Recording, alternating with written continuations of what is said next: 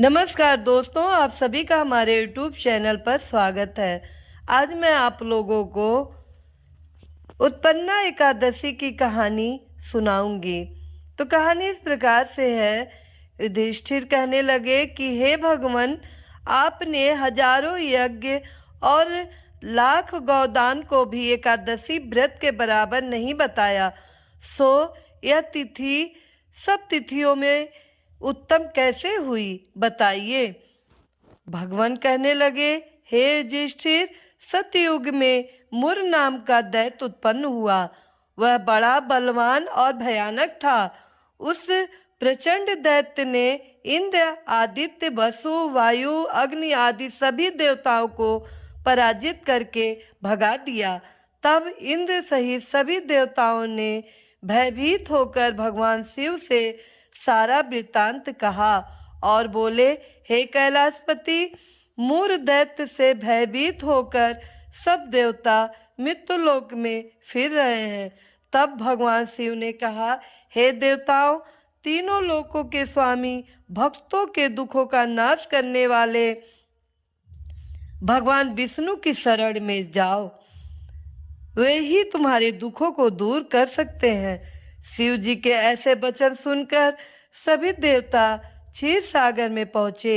वहां भगवान को शयन करते देख हाथ जोड़कर उनकी स्तुति करने लगे कि हे देवताओं द्वारा स्तुति करने योग्य प्रभु, आपको बारंबार नमस्कार है।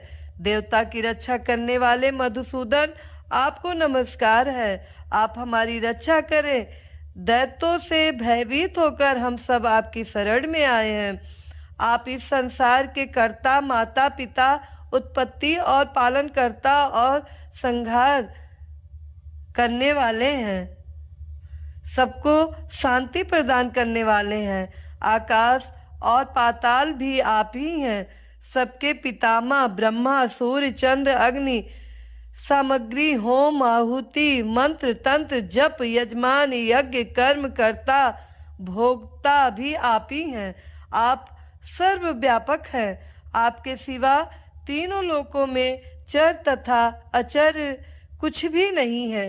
हे भगवान, दैत्यों ने हमको जीतकर स्वर्ग से भ्रष्ट कर दिया है और हम सब देवता इधर उधर भागे भागे फिर रहे हैं।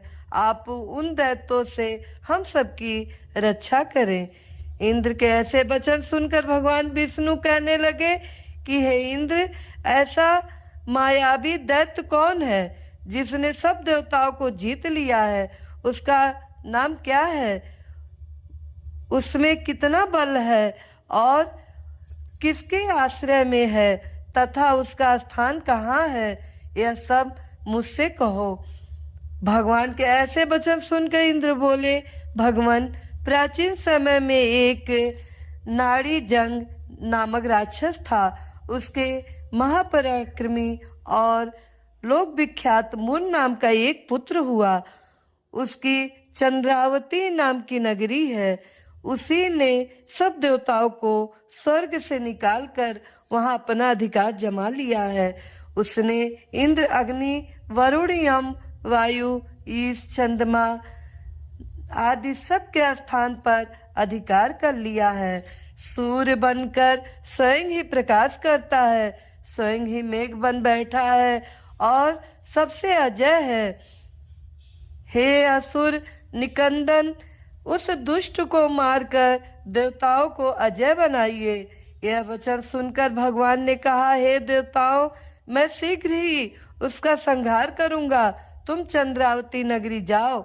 इस प्रकार कहकर भगवान सहित सभी देवताओं ने चंद्रावती नगरी की ओर प्रस्थान किया।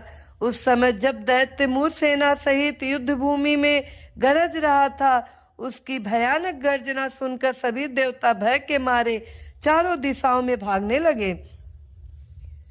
जब स्वयं भगवान रणभूमि में आए तो दैत्य उन पर भी अस्त्र शस्त्र आयुध लेकर दौड़े। भगवान ने उन्हें सर्प के समान अपने बाणों से बीध डाला। बहुत से दैत्य मारे गए, केवल मूर बचा रहा। वह अविचल भाव से भगवान के साथ युद्ध करता रहा। भगवान जो भी तीर बाढ़ चलाते वह उसके लिए पुष्प सिद्ध होता। उसका शरीर छिन्न भिन्न हो गया, किंतु वह लगातार युद्ध करता रहा। दोनों के बीच मल्ल युद्ध भी हुआ। 10,000 वर्ष तक उनका युद्ध चलता रहा, किंतु मूर नहीं हारा। थक कर भगवान बद्रिकाश्रम चले गए। वहाँ हेमवती नामक सुंदर गुफा भी, उसमें विश्राम करने के लिए भगवान उसके अंदर प्रवेश कर गए।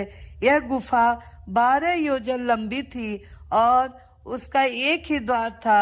विष्णु भगवान वहाँ योग निद्रा की गोद में सो गए। मूर भी पीछे पीछे आ गया और भगवान को सोया देखकर मारने के उद्यत हुआ। तभी भगवान के शरीर से उज्जवल कांतिमय रूप वाली देवी प्रकट हुई।